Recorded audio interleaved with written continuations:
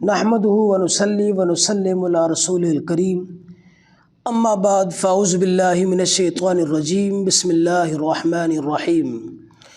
مولا صلی وسلم دائما ابدا علی حبیبک خیر الخلق کلہم۔ تمام معزز سامعین و ناظرین کو روحانی دنیا میں خوش آمدید۔ امید کرتا ہوں اللہ اور اس کے رسول کے کرم و فضل سے تمام احباب خیر و عافیت سے ہوں گے۔ معزز سامعین و ناظرین، ہمارے گھروں کے اندر رہتے ہوئے فیملیوں کے اندر کبھی کبھار ایسا ہوتا ہے کہ نا اتفاقی ہو جاتی ہے، کبھی کبھی ایسا ہوتا ہے کہ آپس میں تناؤ کا شکار ہو جاتے ہیں۔ گھر میں رہتے ہوئے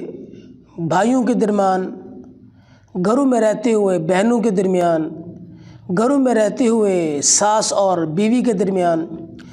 گھروں میں رہتے ہوئے نند اور بہو کے درمیان یہ معاملات چلتے رہتے ہیں، بھابھی اور نندوں کے درمیان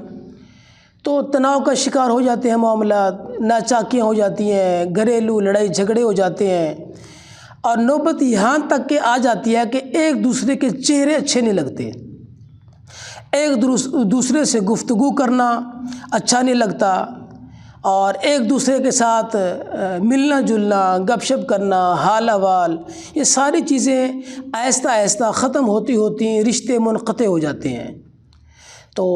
یہ جو صورت حال ہے یہ بڑی نازک ترین ہو جاتی ہے۔ ایک طرف بیوی ہے، دوسری طرف بہنیں ہیں، ایک طرف ماں ہے، ایک طرف بہن بھائی ہیں، اعزا اقربا رشتہ دار ہیں، سسرال ہیں،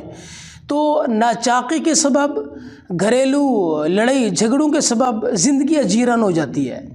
نا اتفاقی کے سبب رزق پر، صحت پر بہت بڑا اثر پڑتا ہے، کاروبار پر، جاب پر بہت اثر پڑتا ہے۔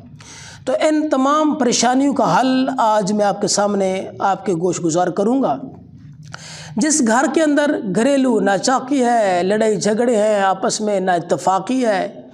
ایک دوسرے کے چہرے اچھے نہیں لگتے، گفتگو اچھی نہیں لگتی، کبھی کسی موقع پر ایک دسترخوان پر بیٹھ کے کھانا نہیں کھا پاتے، ہر بندہ الگ الگ طبیعت رکھتا ہے، مزاج رکھتا ہے، الگ الگ چہرے ہیں، کبھی کسی بات پر اتفاق نہیں ہوتا، بیٹھ کے آپس میں مشاورت نہیں کی جاتی،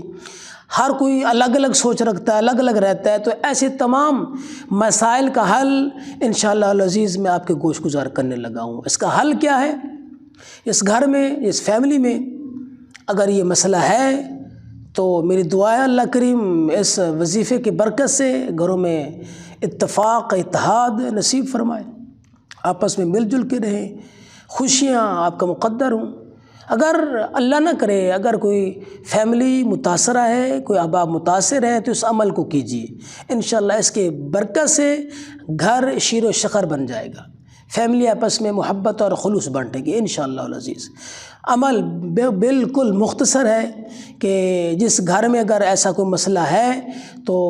روزانہ کی بنیاد پر شام کو جب مغرب ہوتی ہے تو اپنے گھر میں کھڑے ہو کے 11 مرتبہ اذان پڑھیں۔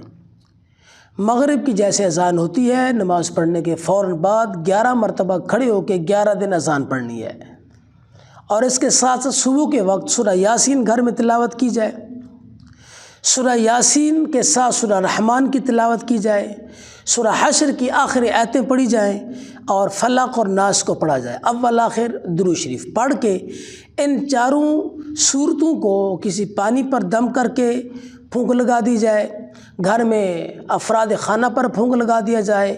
انشاءاللہ العزیز ان آیات بینات کی برکت سے، ان صورتوں کی برکت سے اللہ کریم گھر میں سکون اور اللہ کریم اپنی رحمت کا نزول فرما دے گا۔ آپس میں جو گھر کے افراد ہیں وہ شیر و شکر ہو جائیں گے۔ سب سے پہلی بات،